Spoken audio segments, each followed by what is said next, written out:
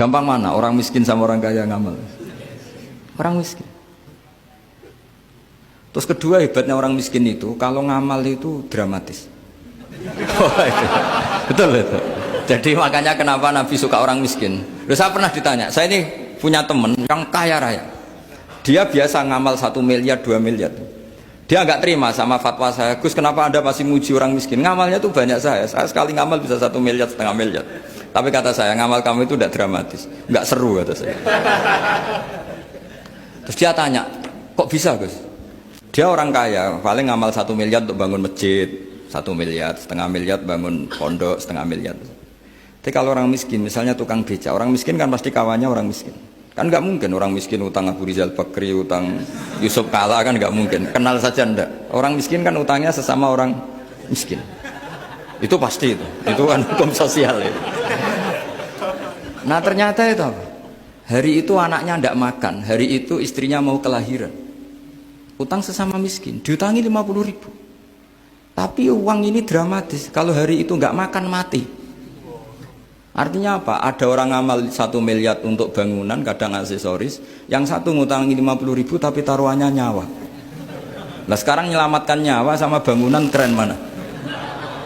Maka berbahagialah orang miskin karena komunitas mereka ini utang piutang urusan apa? Nyawa. Jadi ini lebih dramatis ya, lebih dramatis, lebih keren. Loh, makanya utang piutang orang miskin itu paling diabadikan Quran karena lebih keren, lebih keren. Karena nyawa apa? Loh saya ini kan termasuk kecil sudah kiai agak keren, sudah kiai agak mapan. Itu kalau orang-orang kaya nawarin saya paling, Gus nggak ganti mobil, nggak ganti aksesoris mobil itu. Itu nggak keren. Al-Nadikan tetap ngamal pun nggak keren. Tapi kalau orang miskin, saya sering kan dengar cerita mereka orang itu ngeri. Kayak cerita yang diabadikan Quran itu, wa yu'thiruna ala anfusihim wa law kana bihim khasasah. Itu Nabi ngumumkan saya punya tamu tapi hari ini saya tidak bisa hormat tamu. Ada sahabat yang usul, saya ya Rasulullah. Perlu dicatat dulu di Arab tuh nggak ada warung, nggak ada GoFood, nggak bisa kamu pesen online terus. Wah nih, nanti delivery gitu nggak bisa. Nah terus akhirnya datang ke rumahnya, datang istri saya ada makanan tidak ada hanya untuk jatahnya bayi. Terus ya sudah, bayinya kamu tidurkan supaya jatah itu dimakan tamunya Rasulullah. Tapi kan jatahnya orang satu, tamunya kan malu kalau nggak ada yang nemanin. Terus ya sudah, lampunya dimatiin, pura-pura kamu nemanin. Wes yang satu ya ada piring sama sendok, pura-pura nemanin, yang satu makan betul. Itu diabadikan Quran. Karena apa? Dramatis gitu.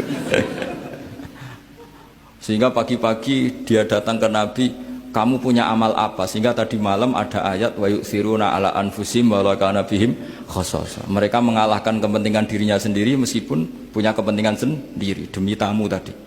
Terus cerita dia, kita tamu tadi malam ya Rasulullah, yang saya sanggup menghormat, sebenarnya saya tidak punya apa-apa, hanya jatah bayi. Itu aja dramatis, bayinya ditidurin dulu. Tapi tidak disuntik ganja, tidak ditidurin.